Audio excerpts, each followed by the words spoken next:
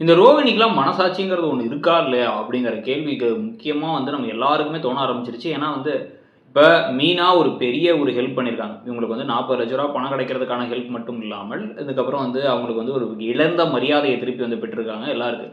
ஆனா அதுக்கு மீனா ரொம்ப தேங்க்ஸ் மீனா. நீங்க சொல்லாம இருந்ததுக்கு தேங்க்ஸ்ன்னு கூட சொல்ல தெரியல. ஏன்னா இவங்க என்ன ஒரு கூறுகெட்ட வில்லியா இருக்காங்க அப்படின்னு பார்த்தீங்க அப்படின்னா, இத நினைச்சிருந்தா மீனா இப்ப கூட போயிட்டு எல்லாரும் முன்னாடி இத நான் தான் சொன்னேன். நான் தான் குடுத்து அனுப்புனேன் அப்படின்னு சொல்லலாம். ஆனா அவங்க சொல்லல. இவங்க சொல்ல மாட்டாங்கங்கிறது தெரிஞ்சோ என்னவோ, இந்த ரோகிணி என்ன பண்றாங்க அப்படின்னா ஒரு தேங்க்ஸ் கூட சொல்லாம, "என்ன அட்ரஸ் குடுத்த மாரி குடுத்தீங்க, அவ்வளோதாங்க. இதெல்லாம் ஒரு மேட்டரா?" அப்படின்னு பேசிட்டு இருக்கிறது ஒரு பக்கத்தினாலேயே, எல்லாருமே கமெண்ட் செக்ஷன்லாம் பார்த்தீங்க அப்படின்னா, அந்த ரோகிணி சிக்கணும், ரோகிணி காலியாகணும் அப்படின்னு சொல்லி மாத்தி மாத்தி பேசுற மாரி விஷயங்கள்லாம் நடந்துகிட்டு இருக்கு.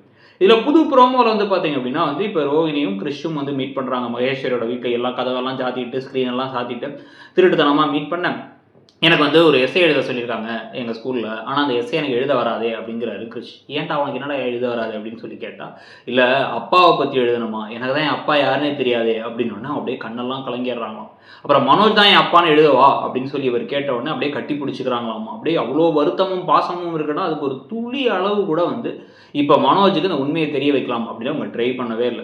அதுக்கான முயற்சி கூட எடுக்கிற மாதிரி தெரியல. இல்ல தீபாவளிக்கு ஊருக்கு கிளம்பி போயிடுவாங்க. தீபாவளிக்கு பிள்ளைங்க தனியா விட்டுட்டு, அவனுக்கு ஒரு ட்ரெஸ்ஸை வாங்கி கொடுத்து ஒரு பட்டாசு வெடிக்க கூட இவங்க கூட இருக்க மாட்டாங்க. எல்லா ஃபங்க்ஷனுக்கும் விட்டு போயிடுவாங்க. அதே மாதிரி பார்த்தீங்கன்னா, அப்பா யாருனேங்கிறது தெரியாது. அப்பா பாசமும் கிடையாது, அம்மா பாசமும் கிடையாது.